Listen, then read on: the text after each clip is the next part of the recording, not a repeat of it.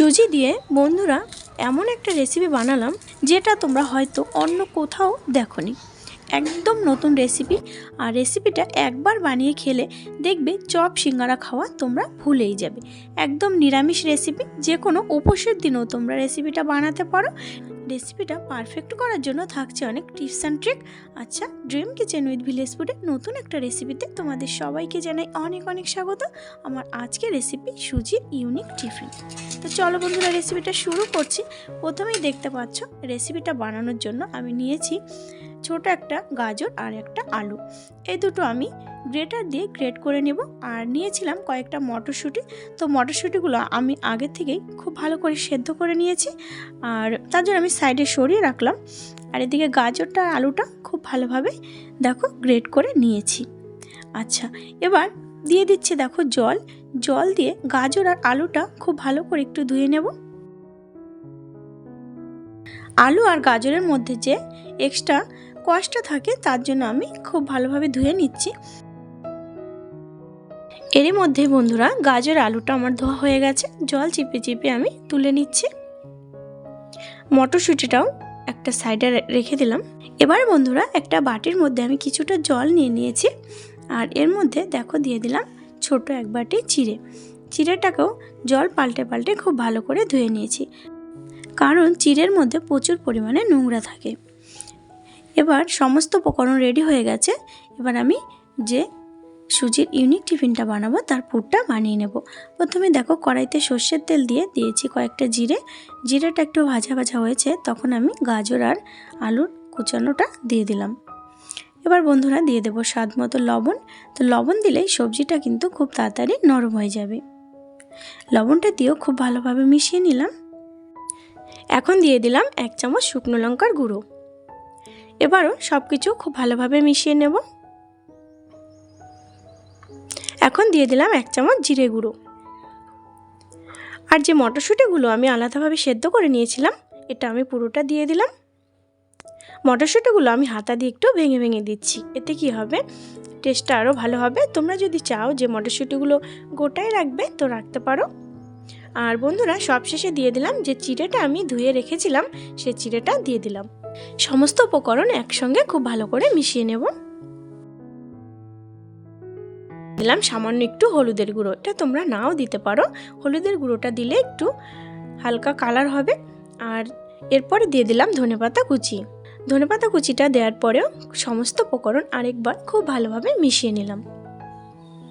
পুরটা আমার প্রায় রেডি হয়ে গেছে। এবার নামিয়ে নেওয়ার পালা।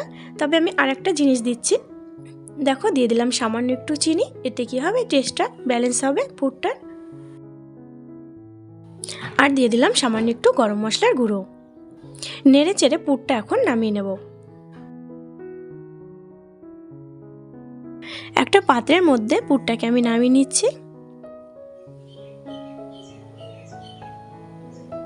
এবারে ওই কড়াইটা একটু পরিষ্কার করে নিয়ে দেখো দিয়ে দিলাম খানিকটা জলের মধ্যে দিয়ে দিলাম স্বাদ অনুযায়ী লবণ আর 100 গ্রাম সুজিটা দিয়ে জলের সঙ্গে একটু মিশিয়ে নেব। আর কিছুক্ষণ নাড়াচাড়া করতে করতেই দেখবে জলটা শুকিয়ে যাবে আর সুজিটা ফুলে উঠবে। দেখতেই পাচ্ছ সুজিটা কিন্তু ফুটছে। এর মধ্যে একটা ডোয়ের মতো তৈরি হয়ে গেছে, আর সুজিটাও কিন্তু খুব ভালোভাবে সেদ্ধ হয়ে গেছে। এবার আমি সুজিটাও তুলে নেব। সুজিটা তুলে নিয়ে একটু ঠান্ডা করে নিয়েছি। আর এখন সুজিটাকে কিন্তু খুব ভালোভাবে মেখে নেব। তবে বন্ধুরা এটা খেয়াল রাখবে সুজিটা যেন পুরোপুরি ঠান্ডা হয়ে না যায়, তাহলে কিন্তু খুব ভালোভাবে মাখতে পারবে না। আমি সামান্য একটু ময়দা দিয়ে সুজিটাকে দেখো একদম সফট করে একটা ডো বানিয়ে নিয়েছি। এবার ডো থেকে আমি ছোট ছোট লেচি কেটে নেব। তবে আমি রুটি কিংবা লুচির মতো লেচি কাটবো না, আমি মিডিয়াম সাইজের লেচিগুলো কাটবো। দেখো এখানে আমার 6টা লেচি হয়েছে। একটা লেচি হাতে নিয়ে খুব ভালোভাবে গোল করে নিলাম। এবার বন্ধুরা আমরা যেমন করে পুলি পিঠা বানাই তেমন করে দেখো একটা বাটির মতো করে নিয়েছি। এবার চামচ দিয়ে এটার মধ্যে পুর ভরে দেব। আর চারদিকটা দেখো খুব ভালোভাবে একসঙ্গে আটকে দিচ্ছি। তো তোমরা দেখতেই পাচ্ছ কেমন করে তৈরি করছি। পুরো আটকে দিয়ে আমি একটা গোল মতন ডো বানিয়ে নেব। এবার হাত দিয়ে দেখো চেপে চেপে আঙুল দিয়ে আমি একটা খুব সুন্দর ডিজাইন করে দিচ্ছি। হাতে একটু তেল কিংবা জল লাগিয়ে নেবে, তাহলে ডিজাইনটা খুব ভালো হবে। ভাজার পরে বন্ধুরা এটা কিন্তু খুব সুন্দর লাগবে দেখতে। তোমরা এরকম ডিজাইন নাও দিতে পারো, এমনি গোল করে ভেজে নিতে পারো। তো বুঝতেই পারছো বন্ধুরা কতটা টেস্টি হতে চলেছে রেসিপিটা।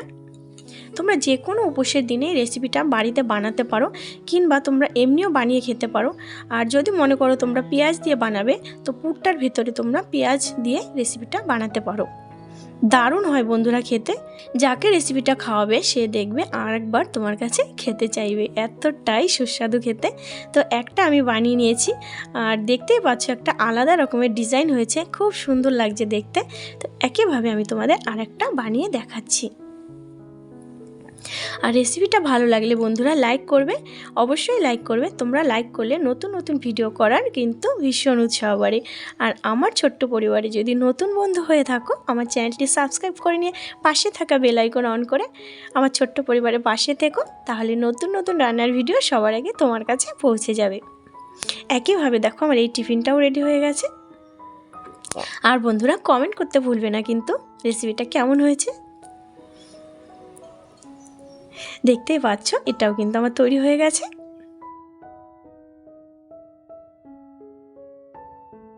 একইভাবে বন্ধুরা সমস্ত টিফিনগুলো আমি রেডি করে নেব।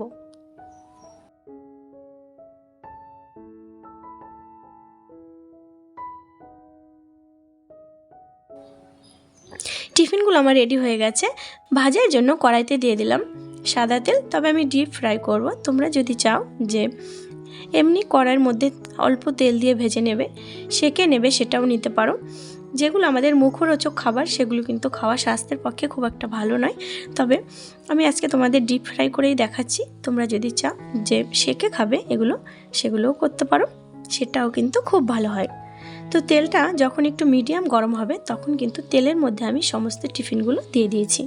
কারণ খুব বেশি যদি তেলটা গরম হয়ে যায় তাহলে কি হবে, কড়াইতে টিফিনগুলো দেওয়ার পরেই উপরটা পড়ে যাবে, ভেতরটা কিন্তু খুব ভালোভাবে হবে না।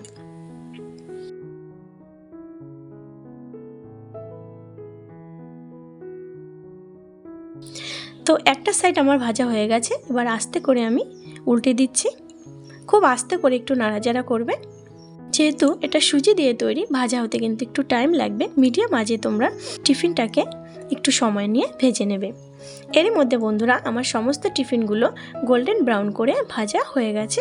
তো এবার আমি তুলে নিচ্ছি।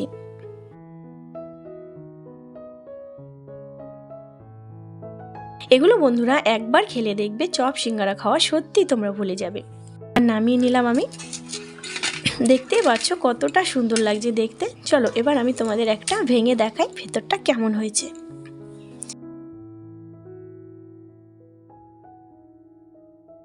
ভীষণ করকরে হয়েছে, একদম মুচমুচ করছে। আর ভেতরটা দেখো বন্ধুরা কতটা সুন্দর, পুরো একদম ভর্তি ভেতরটা।